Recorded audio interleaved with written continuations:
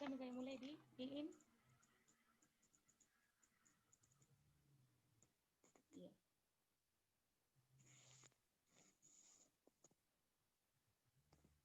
Mulai nih di.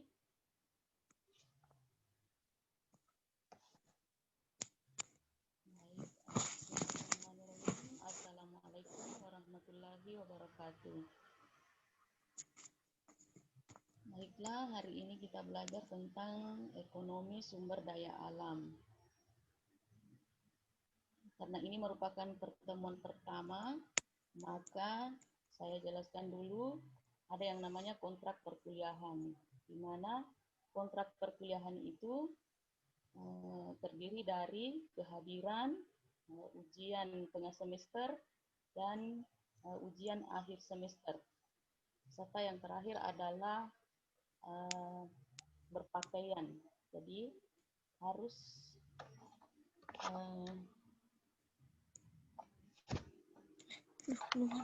kalau ke kampus harus memiliki memakai pakaian yang rapi.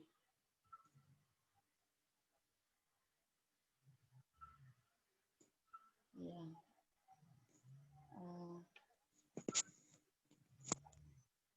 Baiklah, karena ini pertemuan pertama, jadi saya perkenalkan diri dulu. Nama saya Nurmayani SPD MPD, mengajar tentang ekonomi sumber daya alam dan lingkungan. Yang pertama itu adalah capaian pembelajaran. Di sini kita akan memahami pengertian ekonomi sumber daya alam, macam-macam sumber daya alam, dan peranan ekonomi sumber daya alam.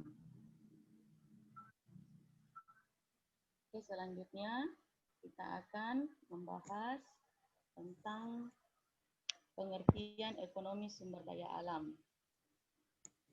Di sini ada yang namanya kita bagi ya, ada pengertian ekonomi, ada sumber daya alam, dan nanti ada yang namanya tentang lingkungan. Jadi ekonomi dulu. Kita harus memahami apa itu pengertian ekonomi sumber daya alam. Pengertian ekonomi dulu. Ekonomi di sini adalah ilmu yang mempelajari perilaku manusia dalam memilih dan menciptakan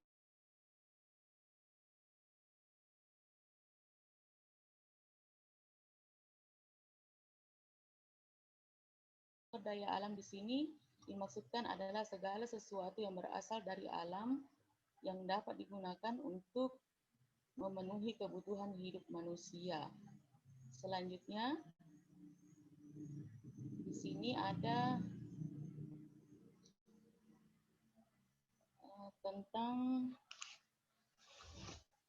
lingkungan. Jadi ada pengertian lingkungan ya.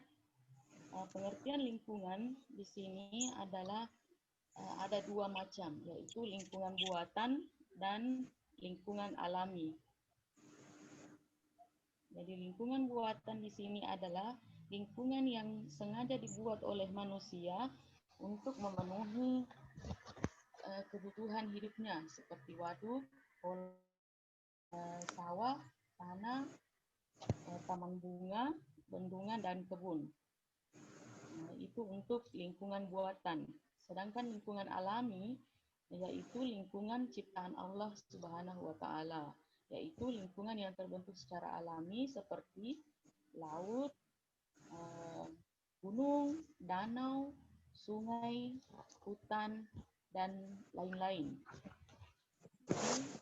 Selanjutnya adalah jenis-jenis sumber daya alam, ada 3 macam. Jenis-jenis sumber daya alam di sini yang dimaksud adalah sumber daya alam yang dapat pulih atau dapat diperbaharui, seperti hewan, tumbuhan, tanah, energi matahari, ombak. Selanjutnya ada lagi sumber daya alam yang tidak dapat diperbaharui, seperti emas, perak, besi, tembaga, nikel, perunggu. Sedangkan sumber daya alam yang dapat diperbaharui dan tidak dapat diperbaharui. Jadi ada juga yang dapat diperbaharui, ada juga yang tidak dapat diperbaharui.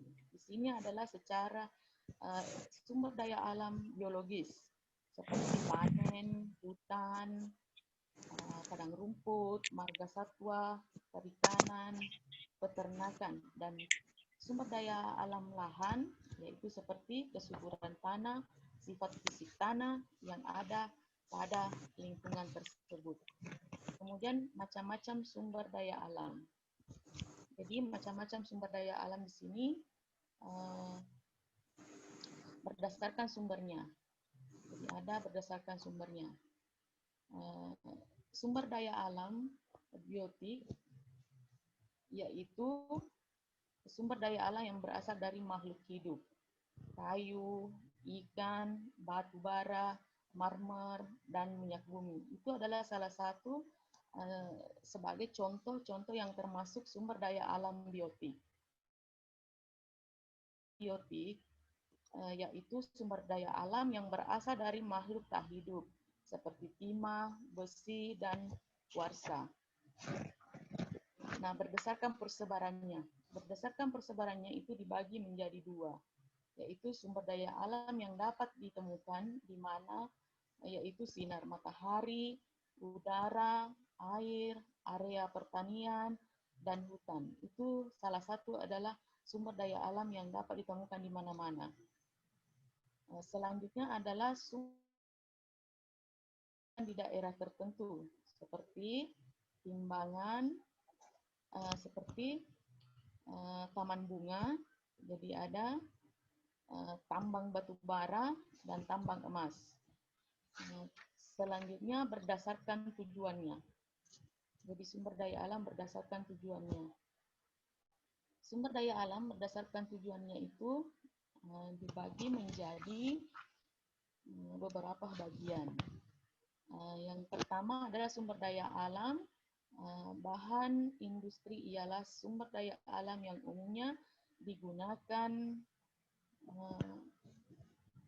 sebagai bahan dasar atau bahan baku industri, misalnya tanah liat, belerang, dan lain-lain. Sumber daya alam bahan pangan ialah sumber daya alam yang digunakan sebagai bahan pangan, baik langsung maupun melalui pengelolaan terlebih dahulu, misalnya padi, jagung, dan kedelai. Selanjutnya, sumber daya alam bahan sandang, yaitu alam yang dapat digunakan sebagai bahan baku pembuatan sandang, misalnya sutra dan kapas. Seperti itu. Terus selanjutnya, berdasarkan nilai ekonomi dan kegunaannya. Berdasarkan nilai ekonomi dan kegunaannya, sumber daya alam ekonomis tinggi merupakan sumber daya alam yang dalam mendapatkannya memerlukan biaya yang tinggi, contohnya mineral dan logam mulia seperti emas, perak, dan intan. Jadi itu adalah salah satu contoh sumber daya alam ekonomi dan kegunaannya. Sumber daya alam ekonomis rendah merupakan sumber daya alam yang dapat mendapatkannya memerlukan biaya yang relatif murah, contohnya pasir dan batu. Sumber daya alam non-ekonomis merupakan sumber daya mendapatkannya tidak memerlukan biaya, contohnya udara, sinar matahari, dan sinar dan panasnya matahari. Terus peranan ekonomi sumber daya alam. Peranan ekonomi sumber daya alam di sini ada 4. Peranan ilmu ekonomi adalah kaitannya dengan sumber daya alam dan lingkungan, yaitu mengenai pengambilan keputusan dalam menggunakan sumber daya alam yang langka. Penggunaan sumber daya alam untuk masa mendatang merupakan imbangan antar penduduk dan sumber daya alam. Sumber daya alam berperan penting dalam pembangunan ekonomi daerah. Terus yang terakhir adalah ekonomi sumber daya alam atau lingkungan sangat berperan penting bagi kemajuan bidang produksi, konsumsi, dan sampai di sini ada pertanyaan?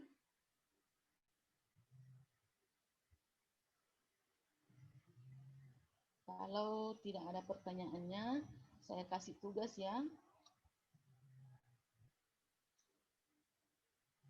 Tugasnya yaitu 1, buatlah satu makalah tentang ekonomi sumber daya alam berdasarkan yang ada di daerah Anda. Ya, jadi seperti itu tugasnya. Tugasnya itu dikumpul atau pada pertemuan berikutnya. Baiklah, kalau tidak ada pertanyaan, untuk pelajaran hari ini saya akhiri sampai di sini.